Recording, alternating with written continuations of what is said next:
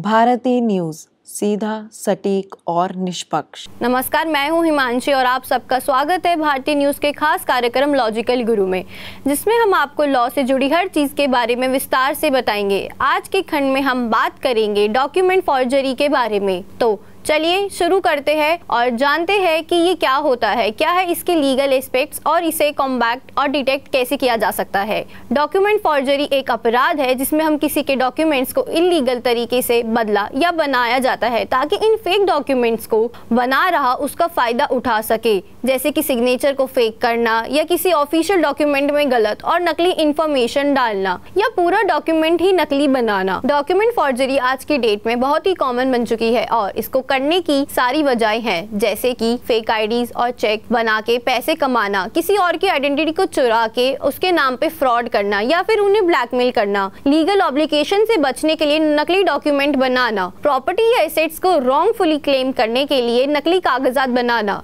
नकली education certificates बनाना या फिर बिजनेस में नकली कॉन्ट्रैक्ट्स और डील बनाना ताकि लीगल अप्रूवल में सामने ना बर्बाद हो। डॉक्यूमेंट फॉर्जरी के लीगल एस्पेक्ट्स है। आईपीसी सेक्शन 463 के अनुसार फॉर्जरी तब तक होती है जब तक कोई व्यक्ति किसी भी नकली डॉक्यूमेंट या इलेक्ट्रॉनिक रिकॉर्ड को बनाता है जिससे पब्लिक या दूसरे व्यक्ति को नुकसान हो, पर्टिकुलर क्लेम या टाइटल को सपोर्ट करने के लिए या किसी व्यक्ति को प्रॉपर्टी देने के लिए या किसी एक्सप्रेस इम्प्लॉयड कॉन्ट्रैक्ट में शामिल होने के लिए फ्रॉड करने की इरादे से आईपीसी सेक्शन 471 में नकली डॉक्यूमेंट या इलेक्ट्रॉनिक रिकॉर्ड को असली तौर पर इस्तेमाल करने पर फोकस है। जब कोई व्यक्ति नकली डॉक्यूमेंट को असली डॉक्यूमेंट की तरह इस्तेमाल करता है तो यह भी एक अपराध है।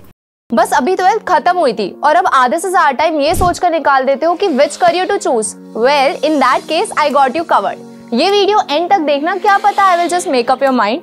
You must have thought of कोई बस ऐसा कोर्स मिल जाए जहाँ अनलिमिटेड जॉब ऑप्शन हो, क्योंकि मैं भी यही सोचती थी, जैसे कि journalist, news anchor, radio jockey, screen writer, video editor, event manager, graphic designer, सिनेमैट, photographer, director, public relation officer, entrepreneur. In fact इन सबसे भी ज्यादा जॉब ऑप्शंस चाहिए।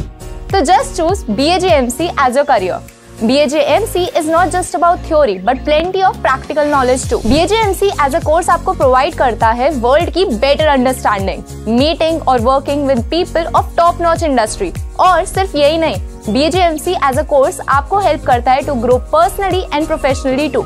So what are you waiting for? Choose BAJMC क्योंकि इधर आपको मिलेंगी endless possibilities। अगर डॉक्यूमेंट फॉर्जरी के केस स्टडीज की बात की जाए तो पहला केस है मुटमल वर्सेस थंगम केस।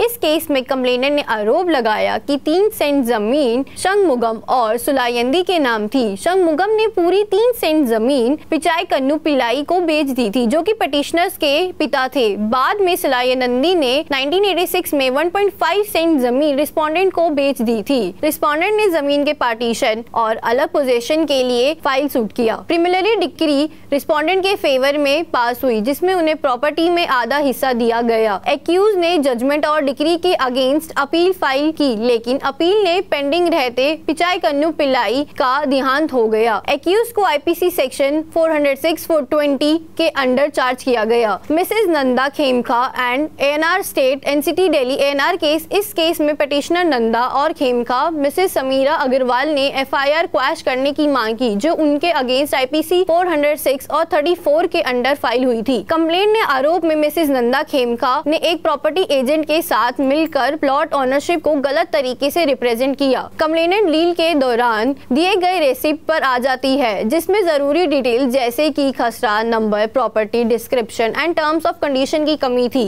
कोर्ट ने एलिगेशन और फॉर्जरी और फ्रॉड की जुड़ी लीगल एस्पेक्ट्स को एग्जामिन किया। तो अब बात आती है कि कैसे डॉक्यूमेंट फॉर्जरी को पकड़ा जाए। इसके कुछ स्टेप्स होते हैं। अगर आपको शक है किसी डॉक्यूमेंट के सिग्नेचर या हैंडराइटिंग को फॉर्ज किया गया है तो आप फॉरेंसिक हैंडराइटिंग एक्सपर्ट्स की मदद ले सकते हैं।